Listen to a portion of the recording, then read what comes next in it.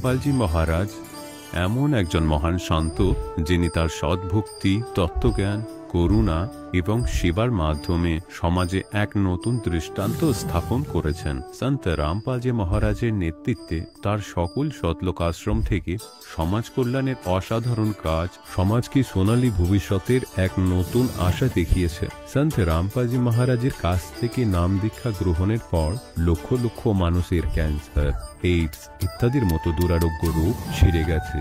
সন্তজির জ্ঞানে অনুপ্রাণিত হয়ে তার অনুগামীরা লক্ষ লক্ষ ইউনিট রক্তদান করেছেন। সন্তজি লক্ষ লক্ষ বোন ও কন্যার যৌতুক মুক্ত বিবাহ করিয়েছেন। সন্তজি লক্ষ লক্ষ মানুষকে নেশা থেকে মুক্তি দিয়েছেন। কোটি কোটি ভেঙে যাওয়া পরিবার আবার জোড়া লেগেছে। সন্তজির আশ্রমে সমাগমের সময় বিনামূল্যে চক্ষু চিকিৎসা, দন্ত চিকিৎসা প্রদান করা হয়। সন্ত রামপালজি মহারাজ সময়ে সময়ে পরিবেশ রক্ষার উদ্দেশ্যে ব্যাপক পর্যায়ে বৃক্ষরোপণ করেন। সন্তজি অভাবীদের তাৎক্ষণিক ত্রাণ সরবরাহের জন্য অ্যাম্বুলেন্স পরিষেবা চালু করেছেন। সন্তজি তার অনুগামীদের দেহদানের জন্য অনুপ্রাণিত করেন, যাতে মানবতার সেবা এবং চিকিৎসা ক্ষেত্রে উন্নতি হতে পারে। সন্ত রামপালজি মহারাজের সকল আশ্রমে প্রতিটি সমাগমে বিনামূল্যে ভান্ডারার আয়োজন করা হয়, যেখানে প্রতিটি শ্রেণী, প্রতিটি জাতি এবং প্রতিটি ধর্মের মানুষ একসাথে বসে খাবার খায়।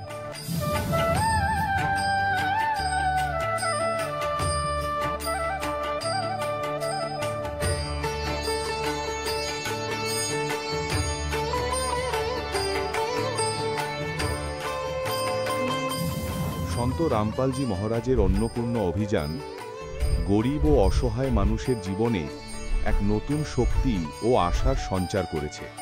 বাড়ি বাড়ি খাদ্য সামগ্রী এবং প্রয়োজনীয় সাহায্য পৌঁছে দিয়ে সন্ত রামপালজি মহারাজ মানুষকে দুঃখ ও অসহায়তার সঙ্গে লড়াই করার ক্ষমতা দিয়েছেন।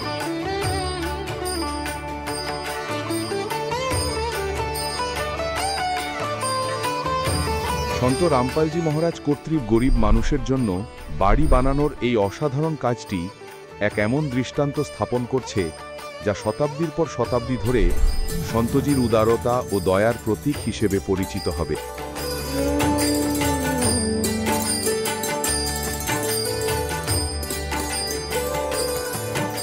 সন্ত রামপালজি মহারাজের আশ্রমে হাজার হাজার বয়স্ক মানুষ সম্মান এবং ভালোবাসার সাথে জীবনযাপনের সুযোগ পান। তাদের খাওয়া, থাকা এবং স্বাস্থ্যের সম্পূর্ণ দায়িত্ব সন্ত রামপালজি মহারাজ গ্রহণ করেন।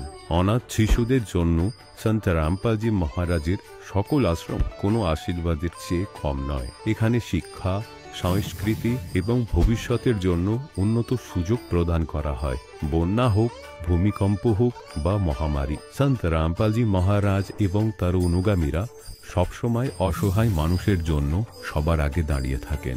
কোভিড মহামারীর সময় সন্ত রামপালজি মহারাজের আশ্রম থেকে কোটি কোটি মানুষের জন্য খাবার, ওষুধ এবং জীবন রক্ষাকারী সামগ্রী সরবরাহ করা হয়েছিল। দরিদ্রদের সাহায্য হোক বা কোনো শোষিত ও নিপীড়িত শ্রেণীর অধিকার ও সম্মানের লড়াই, সন্ত রামপালজি মহারাজ সবসময় তাদের কণ্ঠস্বর সরকারের কাছে পৌঁছে দিয়েছেন এবং তাদের যথাযথ ন্যায় বিচার প্রদানে গুরুত্বপূর্ণ ভূমিকা পালন করেছেন। সমাজে আধ্যাত্মিক এবং সামাজিক মূল্যবোধ সম্পর্কে সচেতনতা বৃদ্ধিতে সন্ত রামপালজি মহারাজ প্রতিটি পদক্ষেপে মানবতার সত্যিকারের সেবক হিসাবে প্রমাণিত হয়েছেন। সন্ত রামপালজি মহারাজের জীবন আমাদের শেখায় যে সত্যিকারের সেবা হলো সেই সেবা যা নিঃস্বার্থভাবে করা হয়। আসুন আমরাও সেই মহান সেবার কাজে এই মহান সাধকের সাথে যুক্ত হই এবং সন্ত রামপালজি মহারাজের কাছ থেকে নাম দীক্ষা নিয়ে আমাদের জীবনকে ধন্য করি।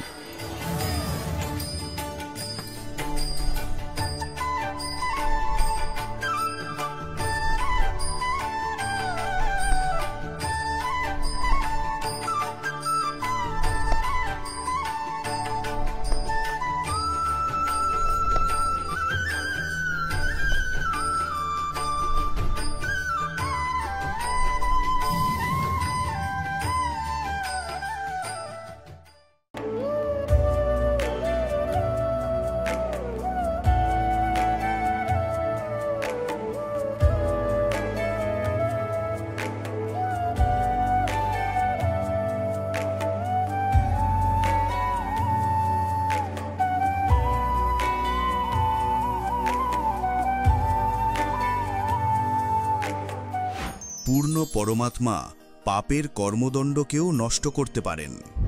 আজ পর্যন্ত যেই সকল সন্ত ও মহাপুরুষদের সঙ্গে সাক্ষাৎ হয়েছে তারাও এটাই বলেছেন যে পাপের ফল ভোগ করেই সমাপ্ত হয়।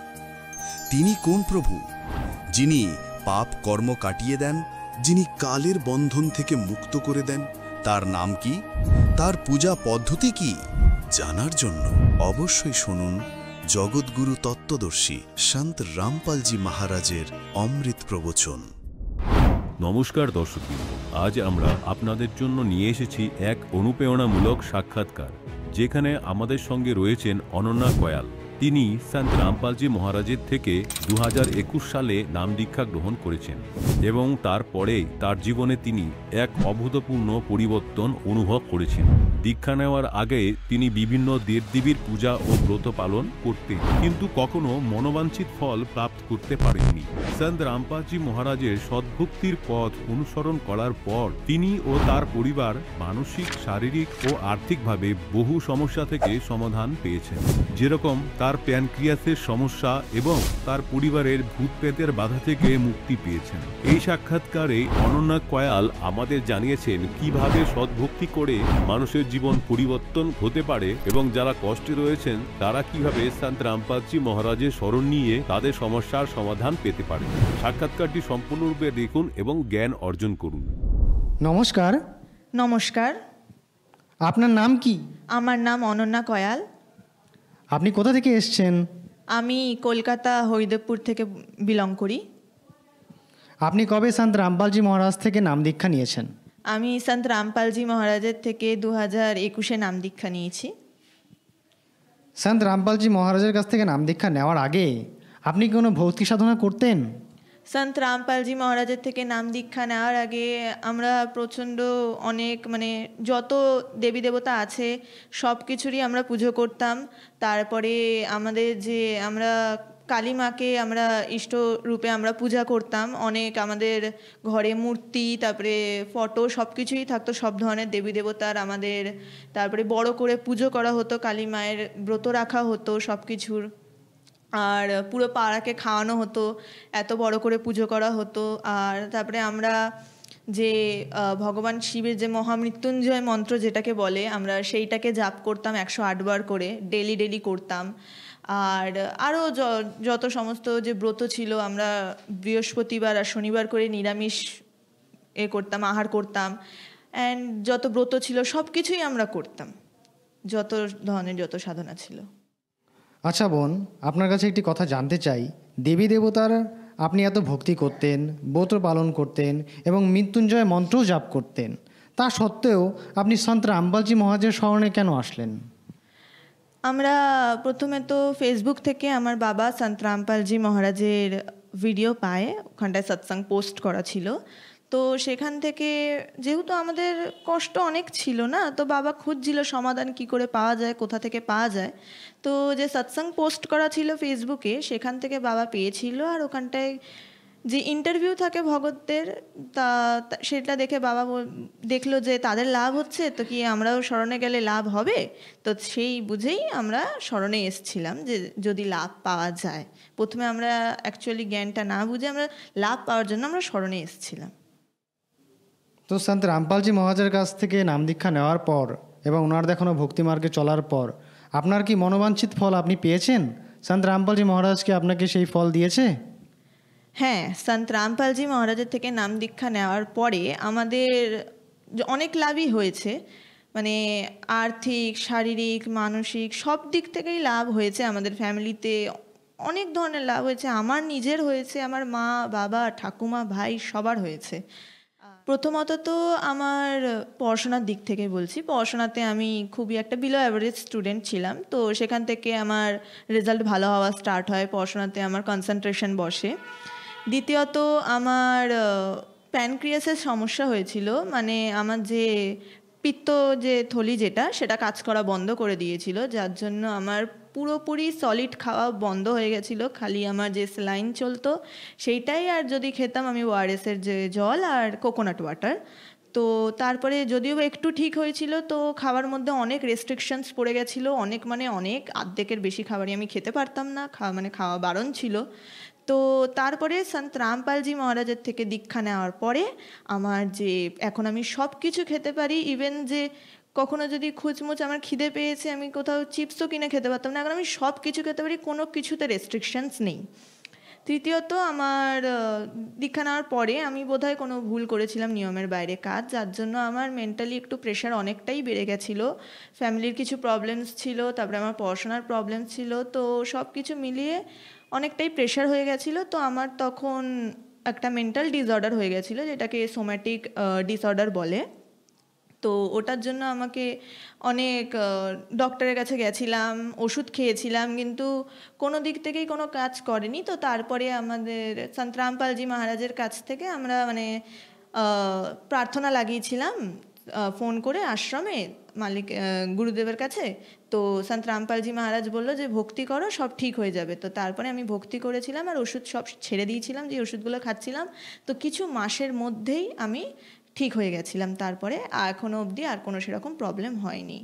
এরকম আমার ছোটোখাটো অনেক লাভই হয়েছে, আমার ফ্যামিলিতেও অনেক লাভ হয়েছে। আমার মায়ের স্পন্ডোলাইসিসের ব্যথা ছিল, আমার মা মানে 1 কেজি যদি কোনো আলুর যদি এও তুলতে বলতাম প্যাকেট, তো সেটাও তুলতে পারতো না, সেটাতেও খুব কষ্ট হতো। আর এখন সন্ত রামপালজি মহারাজের থেকে দীক্ষা নেওয়ার পরে 2 হাতে 20 লিটারের যে বালতি, মানে 2 হাতে 40 লিটারের বালতি তুলে মা কল থেকে একেবারে ঘরে এনে রাখতো।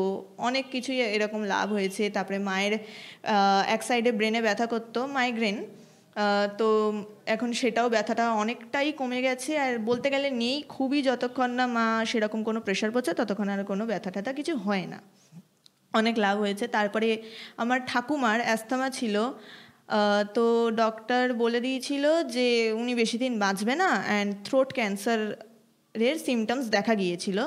তো আমরা খুবই ভয় পেয়ে গেছিলাম, আর ঠাকুমার অবস্থা খুবই খারাপ হয়ে এসেছিলো। কিন্তু সন্ত রামপালজি মহারাজের থেকে দীক্ষা নেওয়ার পরেই যে খাট থেকে উঠতে পারতো না, সে এখন হেঁটে চলে দিব্যি বেড়ায়, ছাদে হাঁটে। আমাদের বাড়ি দোতলা বাড়ি, আমাদের দোতলা বাড়ি থেকে ওপর নিচ সারাক্ষণ করে, সব কিছু এখন ঘুরে বেড়ায়, খায় দায়, সব কিছু ঠিকঠাকভাবে করে। তারপরে আমার বাবার দীক্ষা নেওয়ার পরে কোনো ভুলচুক হয়েছিল বলে, নিয়মের বাইরে কাজ বোধহয় করেছিল বলে, তো বাবার এক সাইডে প্যারালাইসিস মানে স্ট্রোক হয়, স্ট্রোক অ্যাটাক একটা, আর এক সাইড প্যারালাইজড হয়ে যাওয়া স্টার্ট করে। ইভেন লেফট সাইডে চোখটা ব্লিঙ্কও হতো না, বন্ধও হতো না। তো ড্রপ দিয়ে ওটাকে ভিজিয়ে রাখতে হতো, কারণ নাহলে শুকিয়ে যাচ্ছিল। তো যখন গুরুদেবের কাছে মানে সন্ত রামপালজি মহারাজের কাছে আমরা প্রার্থনা লাগাই ফোন করে আশ্রমে, তো গুরুদেব বলল যে ভক্তি করো, সব ঠিক হয়ে যাবে। তো বাবাও তখন আর ওষুধ ফষুধ না খেয়ে গুরুদেবের কাছে ক্ষমা চেয়ে আর ভক্তি করতে লাগলো। তো তখন আবার সব কিছু বাবার এখন পুরো সুস্থ আছে। এরকমই অনেক লাভ হয়েছে। আমাদের বাড়িতে অনেক ভূত প্রেতেরও বাধা ছিল, খুবই ইম্পর্টেন্ট এটা, ভূত প্রেতের বাধা খুবই ছিল। আমার মায়ের তো সারাক্ষণ লেগেই থাকতো ভূত প্রেতের বাধা, মা স্বপ্ন দেখতো, ডেলি রাতে উঠে পড়তো চিৎকার করে। তো এখন সেই সব কিছু আর নেই। ভূত প্রেতের জন্য আমাদের যে অশান্তি হতো, ঘরে অনেক অশান্তি হতো, তো সেগুলো এখন সবই কমে গেছে, আর এখন আমরা খুবই ভালোভাবে আছি। আচ্ছা বোন, আমরা তোমার কাছে একটা কথা জানতে চাই যে এই সদ্ভক্তি বলতে কি বোঝায়? কারণ সমাজের সবাই তো ভক্তি করছে, কিন্তু তারা কিন্তু সেরকম লাভ উঠাতে পারছে না। কিন্তু আমরা দেখেছি সন্ত রামপালজি যে ভক্তিগুলো দিচ্ছে তার অনুযায়ীদের, তাদের সবারই অনেক অনেক লাভ হচ্ছে। তো এই সদ্ভক্তিটা কী জিনিস আমাদের একটু বুঝিয়ে বলবে? দেখুন, এখনকার সমাজে যারা সবাই ভক্তি করছে না, সেটা সৎ ভক্তি না। আমরা সবাই যে আমাদের পূর্বপুরুষরা যা বলে এসছে, আমরা সেই দেখা দেখি মুখে শোনা যে ভক্তি, আমরা সেইগুলোই করে আসছি। সবাই আমরাও করতাম, এটা না যে করতাম না, সবাই সেটাই করছে। কিন্তু আমরা সন্ত রামপালজি মহারাজের সৎসঙ্গ শুনে জ্ঞান বুঝে আমরা বুঝেছি যে সদ্ভক্তি কাকে বলে। আমাদের যে বেদ আছে, পুরাণ আছে, বাইবেল, গীতা, কুরআন, সব কিছুর মধ্যে আমাদের কে আসল ভগবান, কার ভক্তি করা উচিত, সেগুলো সব কিছু লেখা আছে। আর সেই শাস্ত্র অনুকূল যে ভক্তি প্রদান করে তাকে সদ্গুরু বলা হয়। আর সেই সদ্গুরু সন্ত রামপালজি মহারাজ। আর সন্ত রামপালজি মহারাজ বেদ, গীতা, শাস্ত্র অনুকূল ভক্তি দেয়। তো সেই ভক্তিটা করে আমরা সেই লাভগুলো পেয়েছি, যেটা আমরা যে বলে না যে সঠিক একদম যে মন্ত্র জাপ করলে যে লাভ পাওয়া যায় আমরা সেটাই পাই। আমরা এত বছর ধরে যে ভক্তি সাধনা করছি আমরা কেন লাভ পাচ্ছি না? কারণ আমাদের কাছে যে সঠিক মন্ত্রটা নেই। যে বেদে যেই মন্ত্র উল্লেখ করা আছে, গীতায় যেই মন্ত্র উল্লেখ করা আছে, আমরা সেই মন্ত্র জপ করছি না। আমরা নিজেদের মন গড়ন যে মন্ত্র সেগুলো জাপ করছি, তাই জন্যই আমরা কোনো লাভ পাচ্ছি না। কিন্তু সন্ত রামপালজি মহারাজ বেদ শাস্ত্র অনুযায়ী যে সঠিক মন্ত্র সেইগুলো নিজেদের শিষ্যকে প্রদান করে, আর যার জন্যই সেগুলো জাপ করে আর নিয়মে মর্যাদাতে থেকে তারপরেই তারা সবাই লাভটা পায়, যেটা আমরা পেয়েছি। আর আপনারাও পেতে পারেন যদি জ্ঞান বুঝে আপনারাও নাম দীক্ষা নেন সন্ত রামপালজি মহারাজের থেকে। আজকে যারা সমাজে ভক্তি করছে তারা শাস্ত্র বিরুদ্ধে ভক্তি করছে, শাস্ত্র অনুকূল ভক্তি কেউ করে না। কারণ শ্রীমদ্ ভগবদ্ গীতাতেও বলা আছে যে শাস্ত্রবিধি ছেড়ে যে মনমানা আচরণ করে তাদের না তো কোনো গতি হয়, না তো কোনো লাভ প্রাপ্ত করে, না তো মোক্ষ হয়, খালি কেবল হানিই হয়। আর এখনকার যে জগৎ সেখানটায় সবাই শাস্ত্রবিধি ছেড়েই ভক্তি করছে, যার জন্যই কেউ কোনো লাভ পাচ্ছে না। আর শাস্ত্র অনুকূল যে ভক্তি সেটা একমাত্র সন্ত রামপালজি মহারাজই প্রদান করছে এই পুরো পৃথিবীতে। এখন সন্ত রামপালজি মহারাজই একাই একমাত্র যে শাস্ত্র অনুকূল ভক্তি প্রদান করছে, আর তাই ওনার যে শিষ্যরা লাভ প্রাপ্ত করছে। আচ্ছা, শোনা গেছে সন্ত রামপালজি মহারাজ নাকি দেবী দেবতাদের ভক্তি ছাড়তে বলেন, এটা কথাটা কতটা সত্য? কথাটা পুরোপুরি মিথ্যে, একদমই সত্যি নয়। সন্ত রামপালজি মহারাজ আমাদেরকে ভক্তি সাধনা দেবী দেবতা ছাড়ায় না, বরঞ্চ তাদের যে বীজ মন্ত্র সেইটা আমাদেরকে প্রদান করে। যেই মন্ত্র জাপ করলে সত্যি ওনারা আমাদেরকে লাভ দিতে বাধ্য হবে, সেই মন্ত্র উনি আমাদেরকে প্রদান করে, তাই জন্যই আমরা লাভগুলো পাই। যে একটা বাণী আছে, তিনো দেবা কমল দল বসে ব্রহ্মা বিষ্ণু মহেশ, প্রথম ইনকি বন্দনা ফির শুন সদ্গুরু উপদেশ। তো আমাদের যে কমল আছে, আমাদের শরীরে যত কমল আছে, আমাদের ভক্তির আমাদের যে মন্ত্র প্রদান করে সন্ত রামপালজি মহারাজ, আমাদের সেই প্রত্যেকটা কমলে এফেক্ট করে সেই মন্ত্রটা, সেই কমলগুলো খোলে। আর সেই জন্যই আমরা শারীরিক লাভ পাই, মানসিক লাভ পাই। আমাদের যে নেশা করে সব নেশা ছেড়ে যায়, মনের মধ্যে যে পাপের যে চিন্তা ভাবনা সেগুলো কম হয়ে যায়। কারণটা কি? আর শরীর হালকা হয়ে যায়। কারণটা ওই একটাই, যে আমাদেরকে যে মন্ত্র দেওয়া হয় সেটা আমাদের ডাইরেক্ট কমল যে শরীরে আছে সেগুলোর ওপরে গিয়ে প্রভাব ফেলে, এফেক্ট করে। তাই জন্যই আমরা লাভগুলো পাই। আর এটাতে ভক্তি ছাড়ায় না, বরঞ্চ যে আসল যে বীজ মন্ত্র সেইটা প্রদান করে, আর যার জন্যই আমরা লাভ পাই। বোন, তুমি সন্ত রামপালজি মহারাজের কাছ থেকে নাম দীক্ষা নেওয়ার পর তোমার অনেকই লাভ হয়েছে। যেরকম তোমার প্যানক্রিয়াসের সমস্যা ছিল, তারপর তোমার মায়ের ভূত পেতের বাধা ছিল, তোমার মায়ের শারীরিক সমস্যা ছিল, তোমার বাবারও এক রকমের প্যারালাইসিসের সমস্যা ছিল, তোমার ঠাকুমার সমস্যা ছিল, অনেক রকম তুমি লাভ পেয়েছো। তো তোমারই মতো আজকে যারা জগতে এরকম কষ্টে আছে এবং পারিবারিক সমস্যাতে ভুগছে, ভূত পেতের বাধাতে ভুগছে, তাদের তুমি কি বলতে চাও? আমি তাদেরকে একটাই কথা বলতে চাই, যে সন্ত রামপালজি মহারাজের একবার যে পুস্তক আছে বিভিন্ন ধরনের, সেগুলো একবার পড়ুন। তারপরে সৎসঙ্গ এখন ইউটিউবে, ফেসবুকে, সব জায়গাতে, ইভেন টিভিতেও হয়, সেগুলো দেখুন, সৎসঙ্গ শুনুন, বুঝুন। নিচে নাম্বার দেওয়া থাকে, সেগুলোতে কন্ট্যাক্ট করুন, করে আপনি একবার জ্ঞানটা বুঝুন। কারণ সন্ত রামপালজি মহারাজ বেদ শাস্ত্র অনুযায়ী আমাদের জ্ঞান দেয়, একদম সঠিক ভক্তি দেয়। তো তাই জন্যই আমরা লাভটা পেয়েছি। কারণ যদি লাভ আমাদের পাওয়ার থাকতো, আমরা কম ডাক্তার দেখাইনি, কম কিছু করিনি, আমরা অনেক চেষ্টা করেছি সব কিছুর ঠিক করার জন্য। আমার মা কতবার হসপিটালে ভর্তি হয়েছে, আমার মায়ের 8টা অপারেশন আছে, আমার ঠাকুমা 22 টাইমস হসপিটালে ভর্তি হয়ে এসছে। আমিও একবার হয়েছি, আমার ভাই একবার হয়েছে, আমার বাবা একবার হয়েছে। তো যদি ঠিক হওয়ার থাকতো আমরা তখনই হয়ে যেতাম, এত টাকা খরচা করার পরেও, কিন্তু হইনি। আমরা সন্ত রামপালজি মহারাজের স্মরণে আসার পরে হয়েছি। কারণটা কি? উনি সৎ ভক্তি দেন, আর আমরা সৎ ভক্তি করলে সব ধরনের লাভ পাবো। তো তাই জন্য আপনি যারা আমাদের ভাই বোন যারা আছে, সব যারা খুবই দুঃখে আছে, তাদের কাছে আমি প্রার্থনা করব যাতে তারা জ্ঞান বোঝে, জ্ঞান শোনে, আর সন্ত রামপালজি মহারাজের স্মরণে এসে লাভগুলো প্রাপ্ত করে।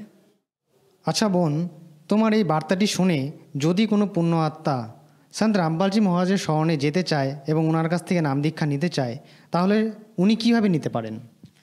এখন তো অ্যাডভান্স টেকনোলজি, অনেকই সবার ঘরে ঘরেই ফোন থাকে। যদি টিভিতেও দেখতে পারেন আপনি, সাধনা চ্যানেলে সন্ধ্যে 7:30 থেকে 8:30 সৎসঙ্গ আসে। শুধু টিভিতে কেন, ফোন তো এখন সবার ঘরে ঘরেই আছে। ইউটিউবে গিয়ে সন্ত রামপালজি মহারাজ বলে সার্চ করলেই চলে আসবে, ইউটিউব চ্যানেলে, ফেসবুকেও, সব জায়গাতেই এখন পাওয়া যায়, টুইটারেও। তো সার্চ করলেই ওখানটায় যে সৎসঙ্গ আছে, চ্যানেল আছে, সব চলে আসবে।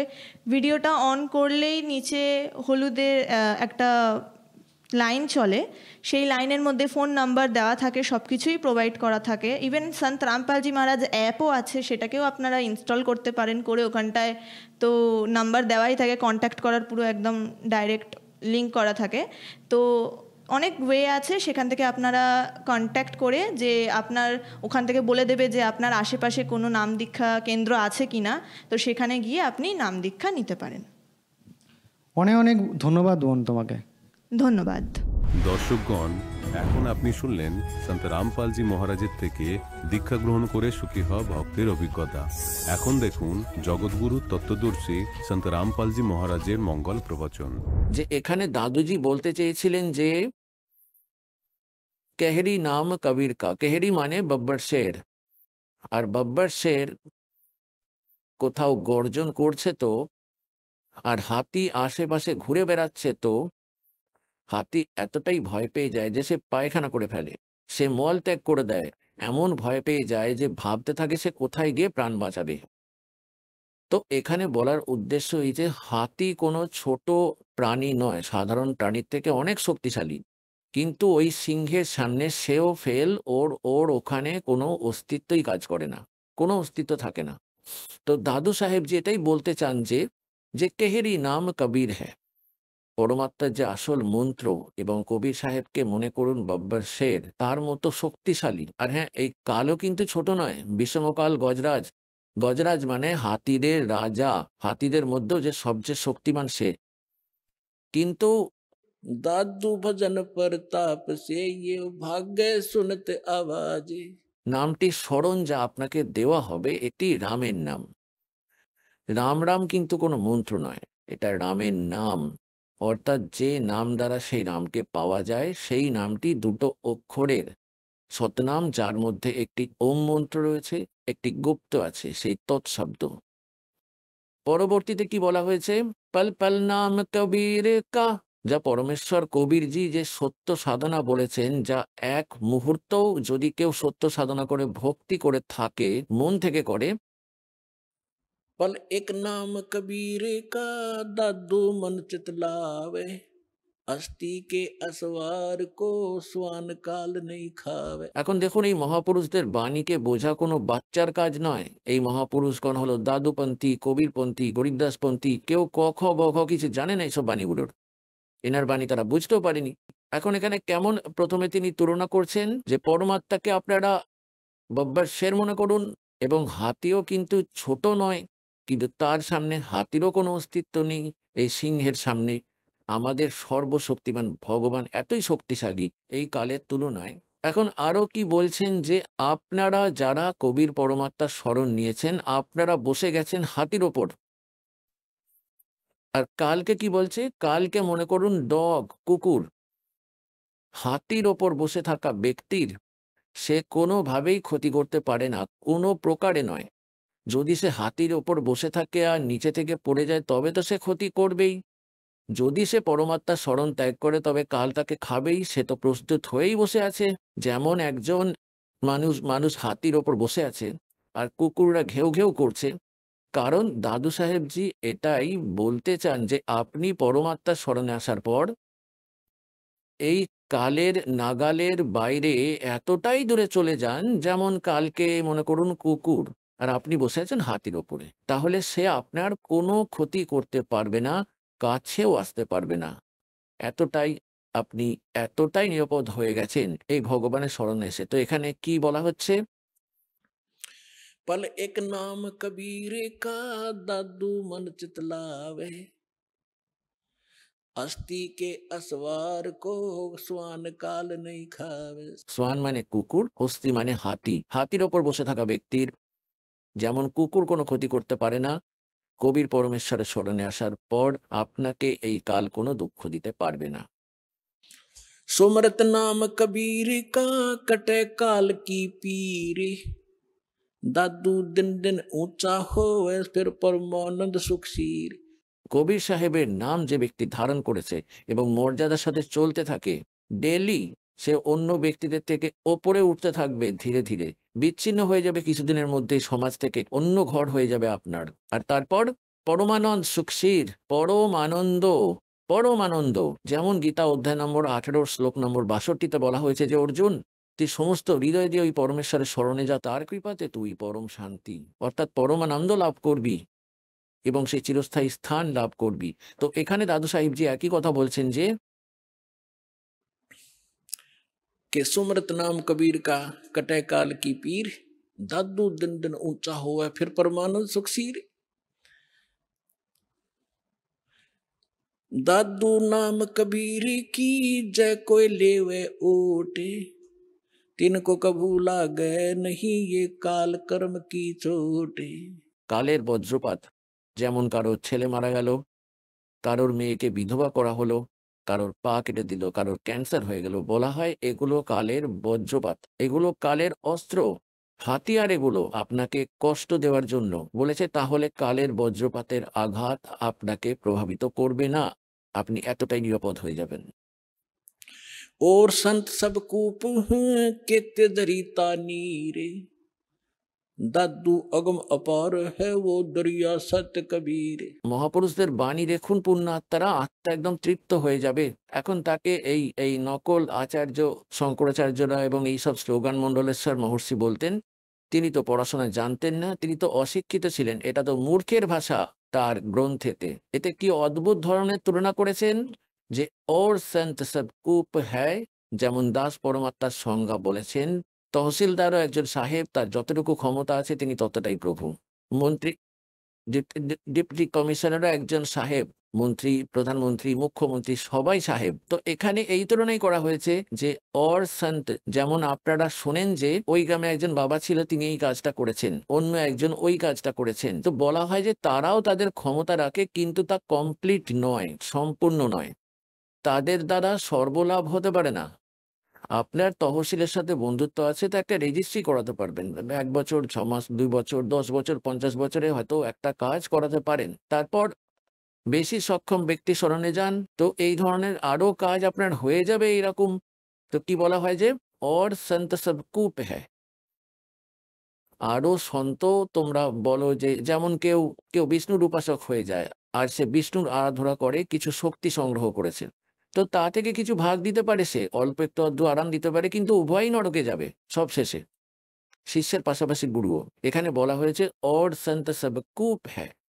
আর ওই মহাত্মাদের ভেবে নাও, ওরা তো একটা কুয়োর মতো, কুয়ো কেবল পান করার জলে দিতে পারে, সেচ কার্যে কোনো কাজে লাগে না, একটু আধটু বিঘা, কখনো সারাদিন সেচে দিলেও তা যথেষ্ট নয়। আর অন্যদিকে ঝর্ণার জল, অর্থাৎ কোথাও ঝর্ণা থেকে জল বইছে, একটু মোটা নালা, সেও সম্পূর্ণ ত্রাণ দিতে পারে না সেই এলাকায়। এখন এখানে বলতে চান দাদু সাহেবজি যে দাদু আগম অপার হ্যায়, ও দরিয়া সৎ কবীর, দরিয়া ওয়ে হয়ে নদী, যার ভেতরে জলের গভীরতার কোনো সীমাই নেই, তা দিয়ে কুয়ো বানিয়ে নাও, নালাও বের করো, খালও বের করে ফেলো, স্নান করো, ধৌত করো, সেচ কার্য করো, তবুও জল থেকেই যায়। তো এমনই শক্তি বলেছেন কবির ভগবানের, পরমেশ্বরের প্রিয় আদরীয় দাদু সাহেবজি। और संत सब कूप हैं केते झरीता नीर, दादू अगम अपार है वो दरिया सत्य कबीर। তারপর কি বলছেন, अब ही तेरी सब मिटाइए जन्म मरण की पीर, श्वास उश्वास सुमर ले दादू नाम कबीर। এই কবির সিমরান করবেন না, সৎনাম যা আপনাকে দেওয়া হয় তারপর সার নাম দেয়া হবে, কবিরজি সেই মন্ত্র তার সিমরান করতে হবে শ্বাস উচ্ছ্বাস মন্ত্র দ্বারা। শ্বাস উচ্ছ্বাস সে সুমরলে দাদু নাম। दादू नाम कबीर का सुन के कापे काले, নাম ভরোসে নর চলে হুয়ে নওয়া কাবাড়ে। কবি সাহেবের যে মন্ত্র তার সিমরান করতে থাকলে কাল আপনার কোনো ক্ষতি করতে পারবে না। जिनमो को निज नाम दिया सोए सतगुरु हमारे, दादू दूसरा कोई नहीं ये कबीर सर्जनहारे। তো এই দাস আপনাদের গরিবদাস সাহেবজির গল্প বলতে চেয়েছিলেন। এখন যেমন গরিবদাসজির কথা বলছি, এটাকে আরো এগিয়ে নিয়ে চলি গল্পগুলোকে। যেমন নানক সাহেবজির সাথেও পরমাত্মা সাক্ষাৎ করেছিলেন জীবিত মহাত্মা রূপে। সচখণ্ড থেকে এসেছিলেন। নানক সাহেবজি সুলতানপুর নামের একটি নগর আছে, শহর আছে, সেখানে একজন রাজা ছিলেন, নবাব ছিলেন, সেখানে তিনি চাকুরি করতেন কোষাগারে। এবং তিনি প্রতিদিন নদীতে স্নান করতে যেতেন। পাশে একটি নদী বয়ে যেত, বেই নদী বলতো, বেই। সেখানে তিনি স্নান করতে যেতেন, যেখানে পরমাত্মা এসেছিলেন জীবন্ত মহাত্মার রূপে। উভয়ের মধ্যে অনেক জ্ঞান চর্চা হলো। প্রথমে নানকজি তার জ্ঞানের কথা বললেন, তারপর পরমাত্মা বললেন। নানক সাহেবজি বললেন, আমি নিজে চোখে দেখব, তবেই বাবাজি আপনার কথা মানব। পরমাত্মা বললেন, ঠিক আছে। এখন পরমাত্মা নানক সাহেবজি বললেন, আমি এই নদীতে লুকিয়ে থাকব, আমাকে খুঁজবে। নানক সাহেবজি জলে ডুব দিলেন, পরমাত্মাও ডুব দিলেন। নানকজির শরীরকে অন্তর্ধান করে উজানে নিয়ে গেলেন, যেদিক থেকে জল আসছিল। ওখানে উপস্থিত লোকজন দেখলো যে নানকজি মারা গেছেন, ডুবে গেছেন, ডুব দিয়েছিল, উঠে আসেননি। আর ওই শরীরটি রেখে দিলেন উজানে, যেখান থেকে জল আসছিল। কেউ খেয়াল করেননি, 2-3 কিলোমিটার দূরে শরীরটি রেখেছিল নিরাপদ স্থানে, ওইখানেই। আত্মাকে সচখণ্ডে নিয়ে গেলেন, তারপর সবকিছু বললেন যে আমি কাশিতে বাস করি বৎস, সেখানে এসো, তোমাকে সৎনাম দেব। তো নানকজি তৃতীয় দিনে ফিরে এসেছিলেন। নদীর তীরে ঘুরে বেড়াতে দেখা গেল তাকে। তারপর প্রথম তিনি উদাস হয়েছিলেন। বেনারস সম্বন্ধে যে গিয়ে দেখি, তো সেখানে ভগবান ধানক তাঁতি রূপে কিভাবে থাকতে পারে? কিছু মনে শঙ্কা নিয়ে যখন সামনে গিয়ে দেখলেন, ওই চেহারায় জীবন্ত মহাত্মা বসে আছেন, ভগবান ধানক রূপে, তাঁতি রূপে। হাই সুরত লোক কি বেশ এ ঠগবাড়া ঠগি দেশ খরাসিয়ানা বত্তা বাড়িয়ে ধানক রূপ রহা করতা। এখন আমি গরিবদাসজির গল্প বলি। তো কি হলো 3 বছর পর? বাচ্চাকে কোথা থেকে সব ঝাড়ফুঁক লাগিয়ে আনলো, জানি না। তাকে কোথায় কোথায় নিয়ে গিয়ে বৈদ্য দেখানো হলো। সবাই কোনো ভূত প্রেতে ছায়া পড়েছে বলল। সব কিছু শেষ হয়ে গেল। অবশেষে ক্লান্ত হয়ে পড়লো সবাই, সব শেষ। একদিন কোনো দাদু সম্প্রদায়ের এক গোপাল দাস নামের লালাজি ছিল, এবং তিনি নিজের বাড়ি ছেড়ে সন্ন্যাসী হয়েছিলেন সন্তানদের সমস্ত দায়িত্ব দিয়ে। আর লাল কাপড় পরে থাকতেন। দাদু সম্প্রদায়ে দীক্ষিত ছিলেন। তিনি কোনো ভক্তের কাছে আসতেন, তার শিষ্য ছিল ছুরারি গ্রামে। যখন তিনি এলেন 2-3 বছর পর, এমনিতে কয়েক বছর অন্তর ঘুরে যেতেন। তো ওই ভক্ত, ওই গ্রামবাসী বলল যে, মহারাজজি, আমাদের এক মেয়ের ছেলের এরকমই একজন সাধু বাবা এসে কোনো কুমারী গাভীর দুধ খাইয়েছিল। সেটা তন্ত্রমন্ত্রে ছিল, এবং তার উপর জাদু মন্ত্র করেছিল, সে মারা গিয়েছিল। ভগবান প্রার্থনা শুনেছিল, নিঃশ্বাস চলছিল, বেঁচে গেছে। এখন সে পাগল হয়ে গেছে। আর বলা হয় যে একজন সন্তের বিদ্যা কেবল একজন সন্তই ছেদ করতে পারে। যদি আপনি একটু দয়া করেন তো বাচ্চাটাকে ডাকি। তো দাদুপন্থী গোপাল দাসজি বললেন যে, ডাকুন। এরা ঝাড়ফুঁক করা একটু আধটু শিখে রাখতো জীবন ধারণের জন্য, এই সমস্ত ধরনের সন্তেরা। আমি এক্ষুনি ঠিক করে দেবো। এখন সে গিয়ে ওই চৌধুরী সাহেবকে বলল, ওর দাদুকে, শিবলাল নাম ছিল তার, শিবলালজি, আমাদের কাছে একজন মহান মহাত্মা এসেছেন। তিনি বলেছেন যে বাচ্চাটিকে দেখাও, আমি তাকে সুস্থ করে দেবো। 5-7 জন আরো বয়স্ক গুরুজন তাদের সাথে 13 বছরের গরিবদাসকে সঙ্গে নিয়ে দাঁড় করালেন। যখন দাদুপন্থী গোপাল দাসজি জিজ্ঞেস করলেন যে, বৎস, কে ছিল যে তোমার জীবন নষ্ট করেছে, তোমাকে একদম নষ্ট করে দিয়েছে? তখন গরিবদাসজি বললেন যে, তিনি নষ্ট করেননি, আমাকে সমৃদ্ধ করেছে। अलल पंख अनुराग है सुन मंडर थीरे, दास गरीब उधार दिया मोय सतगुरु मिले कबीर। हम सुल्तानी नानक तारे, दादू को उपदेश दिया, জাত জুলাহা ভেদ ন পায় অবকাশী মাহে কবির হুয়া। যখন এই বাণী দাদু সেই সেই ভগবানের প্রিয় আত্মা গরিবদাসজি যখন বললেন, উনি ৬২ বছরের মহাত্মা ছিলেন, ৬২-৬৫ বছরের দাদুপন্থী গোপাল দাস। তার শরীর চোখ অশ্রুতে ভরে গেল তার, এবং তার প্রতিটি লোমকূপ দাঁড়িয়ে গেল। এত সুন্দর কথা বলে, একে পাগল বলে এই দুনিয়া, কি আশ্চর্যের বিষয়। তারপর প্রায় আধ ঘন্টা ধরে গরিবদাসজি সেই বাণী বলতে লাগলেন, যেগুলো ভগবানের সাথে পরিচিত হয়ে উনি জৈবি খাল বিশাল সদ্গুরু অচল দিগম্বর থির হ্যায় দাস এই সব কিছু বলল। তখন সেই ৬২-৬৫ বছরের মহাত্মা উঠে দাঁড়ালেন।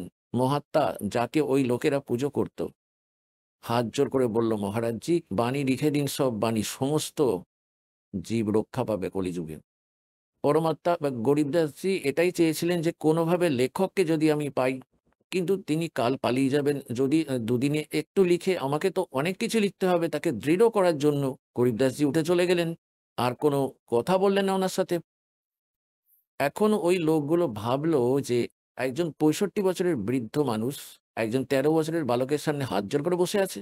তারা ভাবলো এর মধ্যে একটা বড় কিছু আছে, বাবাজিও নিজের নিয়ন্ত্রণ হারিয়ে ফেলেছে, অর্থাৎ কোনো বড় ভূত আছে এই গরিব দাসজির মধ্যে। ৬৫ বছরের বাবাও হাত জোর করে দাঁড়িয়ে আছে এর সামনে, তারা কি বলবে?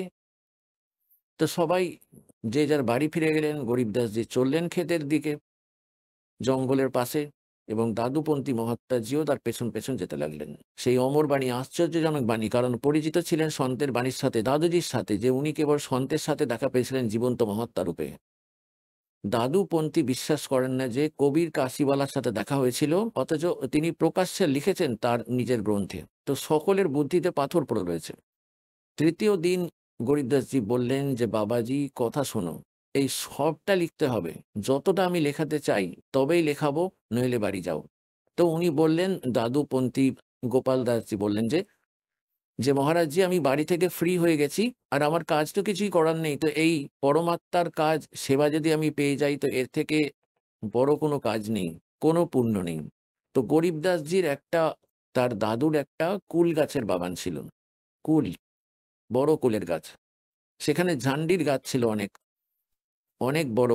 ওই জান্ডি গাছের নিচে গরিবদাসজি এবং ওরা দুজন এবং গোপাল দাসজি বসে যেতেন। গোপাল দাসজি বণিক ছিলেন, তিনি লিখতে পারতেন, তিনি লিখতেন আর গরিবদাসজি বলতেন।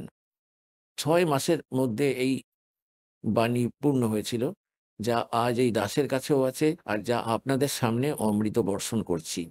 তো এই সব কথা থেকে এটাই প্রমাণিত হয় যে যে আমাদের সদ্গ্রন্থ বলবে, আর নিজের চোখে দেখে আসা সন্তরা বলবে যে তাঁতি রূপের সেই কর্তার অনন্ত কোট। গরিবদাসজি বলেছেন, অনন্ত কোট ব্রহ্মাণ্ডে কা এক রতি নেই ভারে, সতগুরু পুরুষ কবীর হ্যাঁ ये कुल के সৃজনহারে। তো আজকের যে বিষয় ছিল যে পরমাত্মা কে, কেমন, কে কে দেখেছে, এই সৎসঙ্গটি পূর্ণ হলো।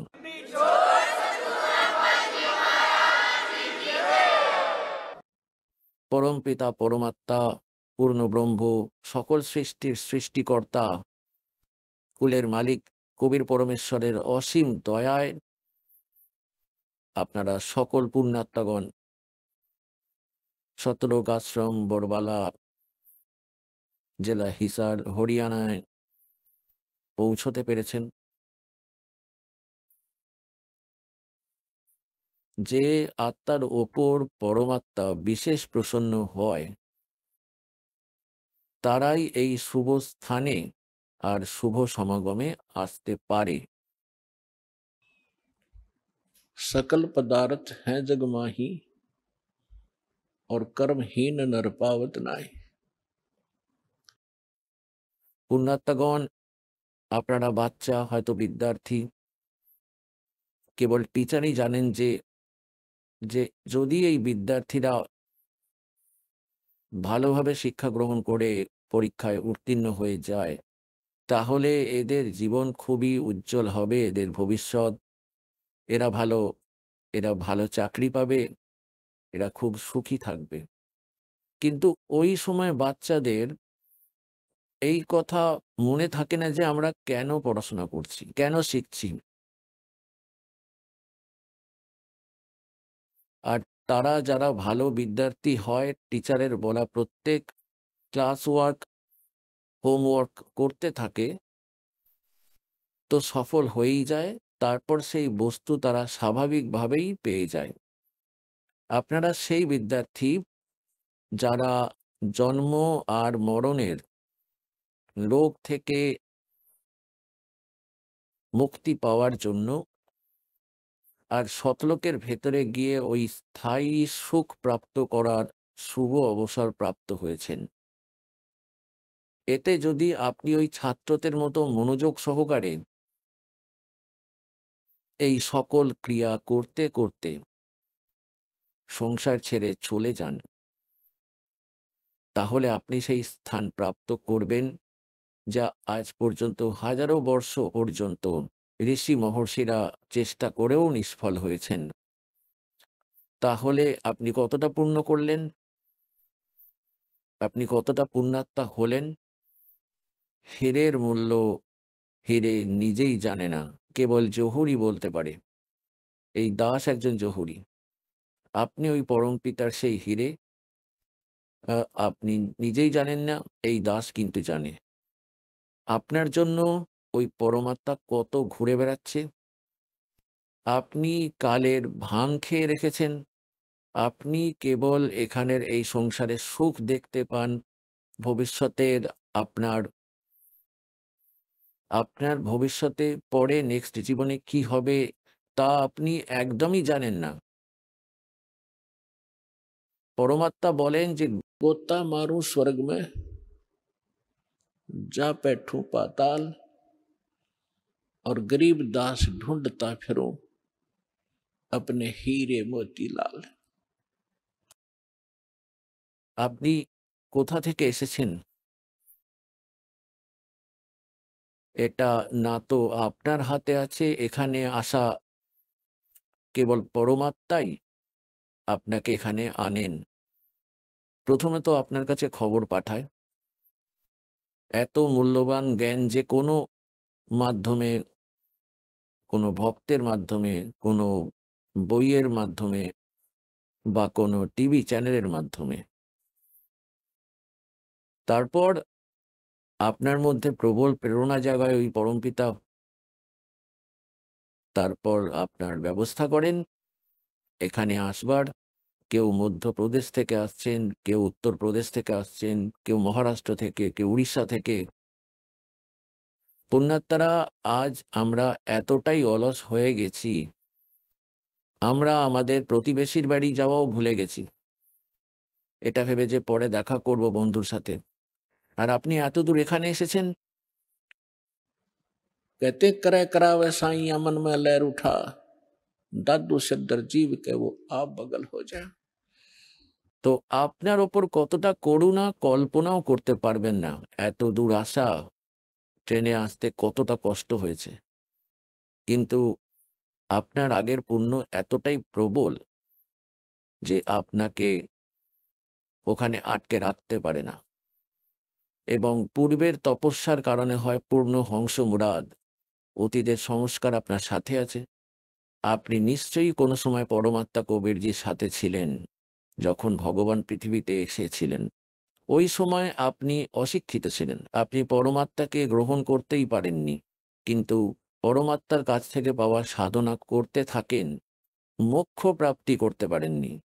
কিন্তু পরমাত্মা আপনাকে এত পুণ্যযুক্ত করে দিয়েছে, 1398 সাল থেকে 1518 সাল পর্যন্ত 120 বছর ধরে পরমেশ্বর কবিরজি এই পৃথিবীতে জ্ঞান বিতরণ করতে থাকেন। এই ফর্ম্যালিটি অনুযায়ী তাঁতের কাজও করতে থাকেন। একদিকে তাঁতির কাজ করছেন, অন্যদিকে হাজার জায়গায় উপস্থিত হয়ে তার প্রিয় আত্মাদেরকে এই সত্য বার্তাও দিতে শুরু করেছিলেন। তো আপনাকে এতটা ভক্তি যুক্ত করেছেন ওই ওই ওই সময়, যাতে আপনি মানুষ্যজাতির জীবনটা প্রাপ্তি করতে থাকেন। অন্য জনির তুলনায় অন্য প্রাণীদের জীবন থেকে মানুষের শরীর অনেক শ্রেষ্ঠ, কিন্তু যথাযথ ভক্তি না পাওয়ার কারণে একদিন তার পুণ্য কমে যায় এবং তারপর আবার 84 লাখ যোনিতে চলে যায়। তাই পরমাত্মা আপনাকে এতটাই চার্জ করেছেন যে আপনি মানব জীবন প্রাপ্ত করেই আসছেন, আর আপনাদেরকে এই সময় পর্যন্ত এখানেই আনার ছিল। এখন পরমাত্মা আপনাকে এতটাই ভক্তিযুক্ত করে দিয়েছেন যে আপনি মানুষ জীবন ধারণ করেই আসছেন, তবেই না আপনার অন্তরে প্রেরণা রয়েছে পরমাত্মার জন্য। কারণ প্রাণীদের দুটি উপায়ে মানব দেহ পাওয়া সম্ভব হয়। একটা তো বিধান আছে পরমেশ্বরের, এবং এই কালকে বানিয়ে দিয়েছেন, আর কালের বাধ্যবাধকতা বানিয়ে রেখে দিয়েছেন যে একে মানব শরীর একবার আপনাকে দিতেই হবে। কারণ একে 1 লাখ মানব শরীরধারী প্রাণীর শরীর থেকে নির্গত গন্ধ খাওয়ার একটি অভিশাপ লেগেছে তার ভুলের কারণে। দুটি উপায়ে মানব শরীর প্রাপ্ত হয়, একটি ক্রম অনুসারে, অর্থাৎ একটা পরম্পরাগতভাবে প্রাপ্ত হয় 84 লাখ ধরনের শরীরের মধ্যে। এদের মধ্যে কুকুর, গাধা, মাছি, মশা, পশু পাখির জীবন ভোগ করতে হয়। একটি মানব শরীর প্রাপ্ত হয়। তো যারা এইভাবে প্রাপ্ত মানব শরীর প্রাণী, তারাও তো সৌভাগ্যবান, কারণ তারা পিক প্রাইম টাইমে জন্মেছে। কিন্তু তাদের মধ্যে ভক্তির ইচ্ছাটাই থাকে না। শতবার বলার পরও তারা ভক্তি অর্জন করতে পারে না। আর দ্বিতীয় প্রকার জন্মটা এমন হয় যে আগেও মানুষ ছিল, আজকেও সে মানব জীবন লাভ করেছে, যেমন স্ত্রী এবং পুরুষের। তাই তাদের মধ্যে অতীতের সংস্কারের কারণে ভক্তির প্রবল ইচ্ছাটা সবসময় থেকে যায়, এবং এই কারণেই সে ভক্তি ভগবান ছাড়া বাঁচতে পারে না। যদি কোনো পাহাড়ে যেতে হয় দেখা দেখি, যদি কোনো মন্দিরে বিশ্বাস করতে হয়, অথবা কোনো ব্রত রেখে আত্মতৃপ্তি করতে হয়, সে থাকতে পারে না, কারণ সে পূর্বজন্মের সংস্কারী প্রাণী। তাই পরমাত্মা আপনাকে 600 বছর আগে দয়া করেছিলেন 64 লাখ শিষ্য কবির ভগবানের। একজন ধানক তাঁতির একজন কুঁড়ে ঘরে বাস করা ব্যক্তি 64 লাখ শিষ্য হয়েছিল।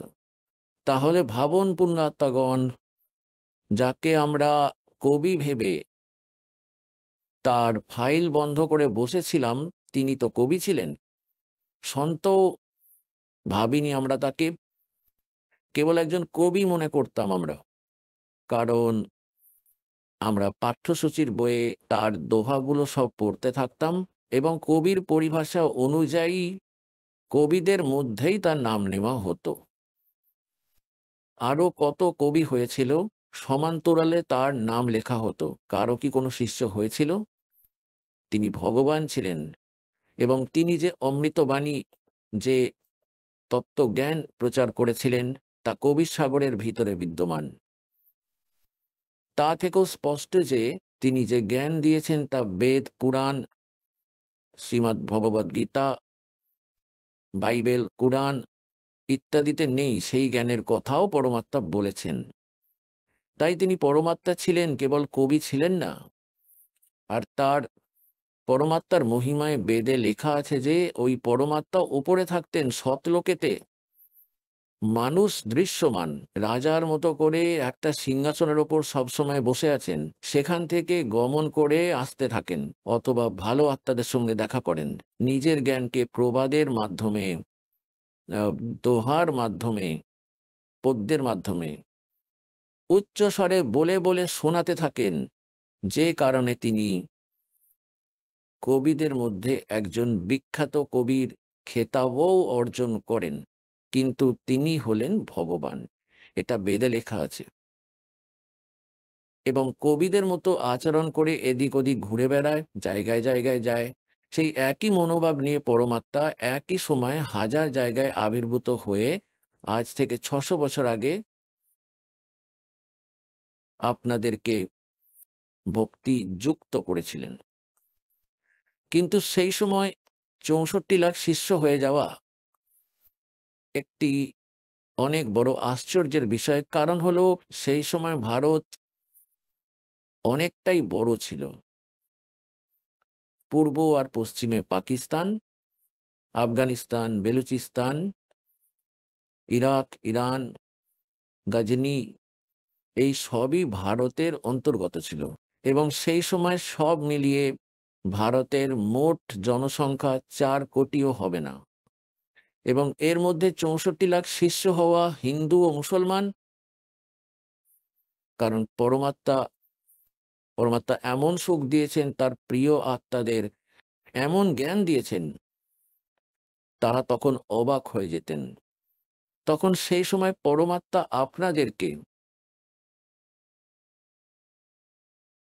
এমন যোগ্য করে দিয়েছেন যে আপনি 600 বছর থেকে আজ পর্যন্ত মানব জীবন প্রাপ্ত করেই আসছেন। 600 বছর। এবং যার মধ্যে মোটামুটি আপনি 10-15টি মানব শরীর প্রাপ্ত করেছেন। আর যদি আজ এই সময় আপনি না পেতেন এবং এই ভক্তি আপনি না পেতেন, তবে এটাই আপনার লাস্ট মানব জীবন ছিল। আপনি আবার 84 লক্ষ জনিতে চলে যেতেন। সেই জন্যই পরমাত্মা এতটা করুণাময়। তার দ্বারা সম্পাদিত প্রতিটি কাজ অত্যন্ত সফলভাবেই হয়। তারই বচনে সমস্ত কাজ হয়ে চলেছে। তারপর ভগবানকে আমরা আর ভগবান হিসেবে ভাবিনি, আমরা তাকে কেবল একজন কবি হিসেবে ভেবেছি। এবং কিছুদিনের মধ্যেই আপনার যখন পরমাত্মার সাথে আপনি ছিলেন, এতটাই সুখ আপনি পেলেন, আপনার দুঃখ দূর হয়ে গেল, তখন আপনি পরমাত্মা থেকে দূরে সরে যেতে লাগলেন। যখন মানুষ সুখী হয় এই পৃথিবীতে, সে প্রথম কাজ এটাই করে যে ভগবান থেকে দূরে সরে যায়, অর্থহীন কথা মেনে নেয়। তাই যখন আমরা সুখী হয়ে যাই সবাই, আমাদের অনেক সুখ হয়, কারণ পরমাত্মা হলেন সুখ সাগর। তখন আমাদের মনে দোষ ত্রুটি দেখা দিতে শুরু করে, পরমাত্মার মধ্যেও আমরা দোষ খুঁজে বের করতে শুরু করি। তাই পরমাত্মা কবিরজি একটা লীলা করেছিলেন, এবং সেই লীলাতে আমরা সকলেই একটা পরীক্ষা দিয়েছিলাম, আমরা ব্যর্থ হয়েছিলাম এবং আমরা এখানেই রয়ে গেলাম। এখন কাল কেমন চালাকি করেছিল, কাকে কোথায় পাঠিয়ে দিল, কাউকে হরিয়ানায়, কাউকে রাজস্থানে, কাউকে মধ্যপ্রদেশে, কাউকে উড়িষ্যায়, ভাষাও বোঝা যায় না কারো, কাউকে নাইজেরিয়াতে, কাউকে আমেরিকায়, তো আফ্রিকায়। সেই সকল প্রিয় আত্মাদের যারা পরমাত্মার ভক্তি উপাসনা করতেন, তাদের মধ্যেই এই সকল অফিসার হয়েছেন, রাজা হয়েছেন, বিধায়ক হয়েছেন, এমপি এমএলএ হয়েছেন। কারণ অতীতের সৎকর্ম ছাড়া এত উচ্চ পদ লাভ করা সম্ভব না। এখন আপনি শুনলেন সন্ত রামপালজি মহারাজের মঙ্গল প্রবচন। আসুন এখন শুনি সন্ত রামপালজি মহারাজের থেকে নাম দীক্ষা গ্রহণ করে এবং সদ্ভক্তি করে আশ্চর্যজনক লাভ অর্জনকারী অনুগামীদের অভিজ্ঞতা। নমস্কার দর্শকগণ, আপনি কি কখনো ভেবে দেখেছেন জীবনে বহু পূজা পাঠ, ব্রত উপবাস করেও যদি দুঃখ যন্ত্রণা থেকে মুক্তি না পান, তাহলে কি করবেন? এমনই এক গল্প পুরুলিয়ার উত্তরা বাউরির, যিনি শিব, গোপাল, মা সন্তোষী ও মা মনসার পূজা করতেন। মা মনসার ভরণ আসত তার শরীরে, যার ফলে তিনি প্রচন্ড শারীরিক ও মানসিক কষ্ট ভোগ করতেন। কিন্তু যখন তিনি সন্ত রামপালজি মহারাজের সৎসঙ্গ শুনতে শুরু করলেন, তখনই তার জীবনে এক আশ্চর্য পরিবর্তন এলো। তিনি বুঝতে পারলেন প্রকৃত ভক্তি কি এবং কে সত্যিকারের পরমেশ্বর। তিনি সন্ত রামপালজি মহারাজের কাছ থেকে নাম দীক্ষা নেন এবং তারপরে তার সমস্ত কষ্ট ধীরে ধীরে দূর হতে শুরু করে। আজ তিনি সম্পূর্ণ শান্তিতে আছেন, তার জীবন সুখ সমৃদ্ধিতে ভরে গেছে। কিভাবে সন্ত রামপালজি মহারাজের কাছ থেকে নাম দীক্ষা নেওয়ার পর এই অলৌকিক পরিবর্তন সম্ভব হলো, চলুন শুনি তার নিজের মুখেই। নমস্কার। নমস্কার। আপনার নাম? উত্তরা বাউরি। আপনি কোথা থেকে এসেছেন? পুরুলিয়া জেলা। সন্ত রামপালজি মহারাজের কাছ থেকে নাম দীক্ষা নেওয়ার আগে আপনি কোনো ভক্তি সাধনা করতেন?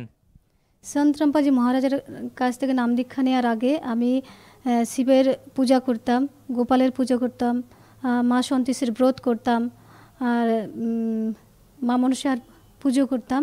মা মনসা দেবী আমার গায়ে আসতো, আমার শরীরে আসতো, ভরণ হতো।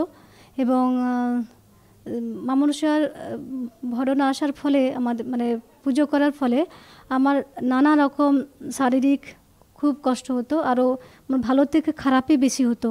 আপনি বললেন আপনি সন্ত রামপালজি মহারাজের কাছ থেকে নাম দীক্ষা নেওয়ার আগে অনেক কিছুই সাধনা করতেন, শিবজির ব্রত করতেন এবং মা মনসা আপনার শরীরে ভর আসতো। তারপরে সন্ত রামপালজি মহারাজজির কাছ থেকে নাম দীক্ষা আপনি কেন নিলেন? সন্ত রামপালজি মহারাজের আমি কিভাবে শরণ নিলাম সেটা বলছি। যেটা আমার হাজব্যান্ড প্রথমে এসেছিল সন্ত রামপালজি মহারাজের শরণে, মানে ইউটিউব দেখে, সন্ত রামপালজি মহারাজের ইউটিউব চ্যানেল দেখে আমার হাজব্যান্ড এসছে প্রথমে। তারপর আমি তার 4 মাস পর আমি শরণে আসি। আমার হাজব্যান্ডের অনেক কিছু লাভ দেখেছি। আমার দোকানের একটা ছোট দোকান ছিল, ছোট দোকান থেকে একটা অনেক বড় দোকান হয়েছে আমাদের, অনলাইনে সাইবার দোকান। তো ওই অনেক লাভ দেখে তারপরে ভালো লেগেছে। এবং সন্ত রামপালজি মহারাজের সৎসঙ্গ শুনতাম, মানে আমার হাজব্যান্ড সৎসঙ্গ শুনতো। ওই সৎসঙ্গ শুনতে শুনতে আমার খুব ভালো লেগেছিল এবং ওই সৎসঙ্গ শুনে আমার চোখে মানে জল আসতো এবং আমি ওইটাই ভাবতাম যে আমি যে আসল ভগবানকে হয়তো খুঁজে, মানে মনে হয়েছে যে আমি ভগবানকে খুঁজে পেয়েছি। সেই জন্য আমার মনে হয়েছে, সেই জন্য আমি নাম দীক্ষা নিয়েছি আর কি। আমরা শুনেছি সন্ত রামপালজি মহারাজের কাছ থেকে যারা নাকি নাম দীক্ষা নেন তাদের অনেকজনেরই অনেক লাভ হয়। আপনার কি লাভ হয়েছে? আমার সন্ত রামপালজি মহারাজের কাছ থেকে নাম দীক্ষা নিয়ে আমার তো এত লাভ হয়েছে, লাভ বলতে বলতে হয়তো আমি মানে দিন রাত হয়ে যাবে। তো সেটা কিছু কিছু জেলা আছে বলছি মালিকের। সন্ত রামপালজি মহারাজের স্মরণে এসে জেলা লাভ হয়েছে। ভূত প্রেতের সবথেকে বড় যেটা বাধা, ওই বাধা থেকে একদম মুক্তি পেয়ে গেছি। আর আর্থিক প্রবলেম, মানসিক টেনশন সব থেকে লাভ পেয়েছি। আর সব থেকে যেটা হচ্ছে একটা আমার জীবনে মানে সন্ত রামপালজি মহারাজের স্মরণে আসার পর বিশাল একটা চমৎকার হয়েছে, যেটা হয়তো আমার হাজব্যান্ডের দোকান আছে, তো দোকান থেকে ভগতজি আসতো একদিন, একটা ল্যাপটপ নিয়ে আসতো। প্রত্যেকদিন আমাদের দোকান ছিল, দোকান থেকে ল্যাপটপ নিয়ে আসতো, দোকানে রাখেনি, তো ল্যাপটপটা দোকান থেকে ঘরে নিয়ে আসতো। তো আমাকে একদিন দিয়েছে, তো আমাকে রাখতে দিয়েছে, তখন আমি ওটা বাইরে আমি রেখে ভুলে গেছি, তারপর আমাকে ভগতজি রাত্রেবেলা খুঁজছে, আমার হাজব্যান্ড আমার খুঁজছে যে দাও আমাকে ল্যাপটপের ব্যাগটা খুঁজছে, তখন আমি পাইনি। তখন আমার মনে হয়েছে যে আমি ল্যাপটপের ব্যাগটা বাইরে রেখে দিয়েছিলাম। তো সেটা আমি অন্তরাত্মা থেকে সন্ত রামপালজি মহারাজকে ডেকেছিলাম। ডাকার পর আমার হাজব্যান্ড আমাকে খুব বকছে যে তুমি আমার ল্যাপটপের ব্যাগটা তুমি রাখতে দিয়েছি আর তুমি কোথায় রেখে দিলে। তো আমি সত্যি ভুলে গেছি। তখন আমি গুরুজিকে মনে মনে সন্ত রামপালজি মহারাজকে ডাকছি যে হে পরমাত্মা, তুমি আজকে আমাকে বাঁচাও, কেন আজকে যদি ল্যাপটপের ব্যাগটা যদি হারিয়ে যায় তাহলে হয়তো আমাদের দোকান বন্ধ হয়ে যাবে। সেই জন্য আমি গুরুজিকে অন্তরাত্মা থেকে ডাকলাম। ডাকার পর কোথাও ছিল না, কিন্তু হঠাৎ করে দেখছি মালিকের চরণে সে ব্যাগটা রাখা আছে। এটা বিশাল একটা চমৎকার আমার জীবনে। আপনি বললেন সন্ত রামপালজি মহারাজের স্মরণে এসে আপনার অনেক লাভ হয়েছে, তাহলে যারা আপনাকে এখন দেখছে তাদেরকে আপনি কি বার্তা দিতে চান? দেখুন, আমি তো সন্ত রামপালজি মহারাজের স্মরণে এসে তো আমি যে লাভগুলো পেয়েছি, আমি সমাজকে তো বার্তা দিতে পারবো না। আমি এটাই আর্জি করবো, বলতে পারবো যে একবার সন্ত রামপালজি মহারাজের স্মরণে এসে দেখুক যে কী লাভ পাবে। সেই জন্য আমাদের এই যে চ্যানেলের নিচে যে নাম্বার যাচ্ছে ওই নাম্বারে ফোন করে দেখুক, নাম্বারে ফোন করে যারা নাম দীক্ষা নিতে ইচ্ছুক নাম দীক্ষা নিয়ে নিজের কল্যাণ করুক। ধন্যবাদ। সৎ সাহেব।